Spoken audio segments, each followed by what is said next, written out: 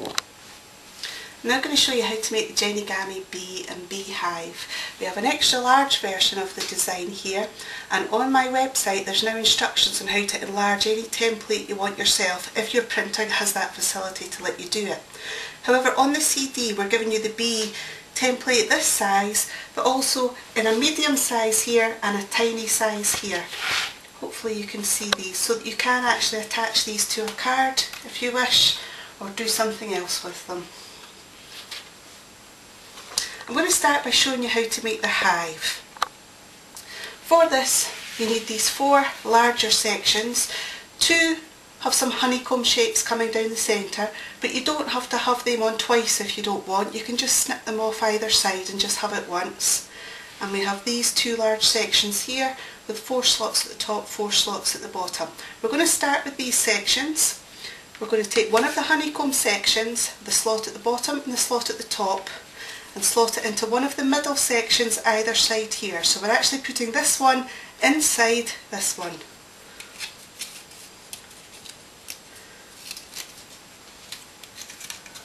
So just make sure that you have your 2 slots top and bottom here going into the corresponding slots on this one. We do exactly the same with this one. Goes inside at the bottom, and then again at the top. And then we're going to add this one over the outside of these 2, so they're inside this one as well. So they're just going to go over the middle ones at the bottom here, and then bend them slightly to get them into the middle ones at the top. So we then have a simple 4x4.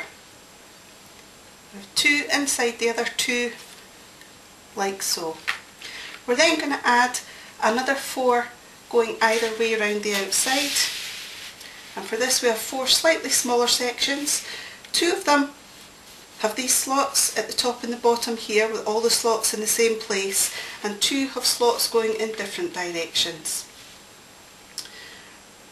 We're going to start by taking the 2 that have the slots going in different directions, and this doesn't really matter which ones you then choose to slot these into, because the remaining slots are all identical. But we want to slot these 2 into any 2 at the top here, and these 2 into 2 at the bottom here. So again, this is going to go right inside here, and you will have to bend it in order to do that. I'm going to put it in the bottom and bend it to get it to go under at the top.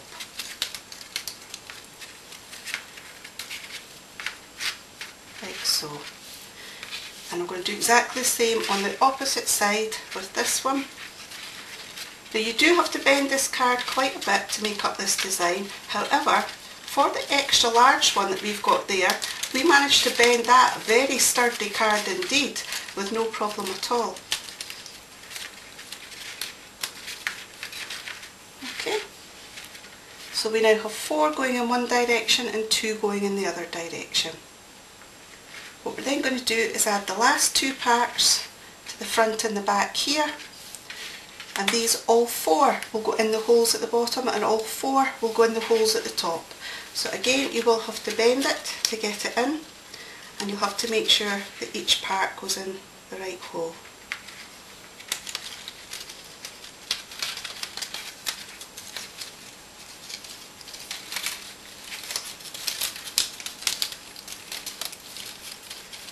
I'm just pushing it right inside first, because then it's sometimes easier to just slot them all into place.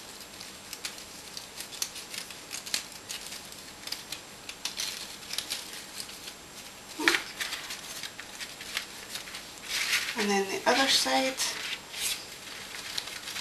and push it along at the bottom.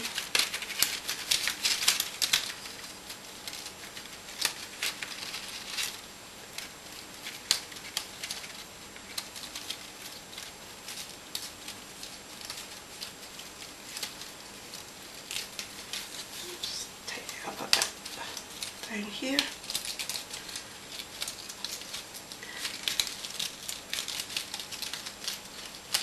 I think this particular template would look really good, not just in a card, but also as decorations for perhaps a children's party. Maybe if you were having an ugly bug ball theme or some kind of insect theme. So it's suitable for boys and girls. And then I just fold it flat to make sure it's all creased properly. And there we have the hive.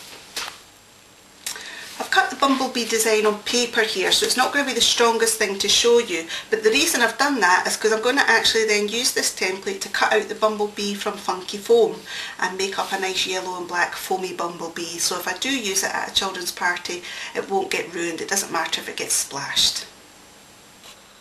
I'm now going to make the bumblebee. To do this, I've printed off the large template because I thought that would be easier to show you.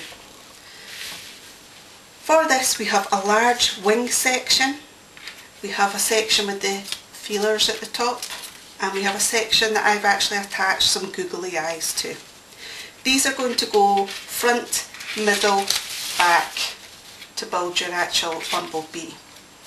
We then have these two sections that have a single slot at the top and a double slot at the bottom, and this section which is the opposite and actually has a small little nose on the front of it.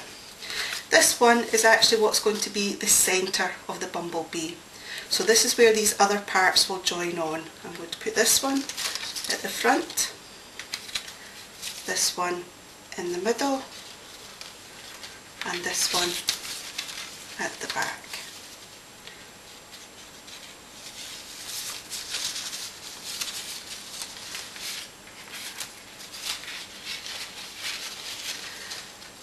So this is the main part of the bumblebee. I then take these two extra sections and they go either side here to help join it all together. I'm going to add this section just like a normal 6-piece Jenigami design. It's going over the first section, under the second section, and over the wings at the back. Then I'm going to fold it in the opposite direction. And add this over the eyepiece at the front, under the feeler section in the middle, and over the wing section at the back.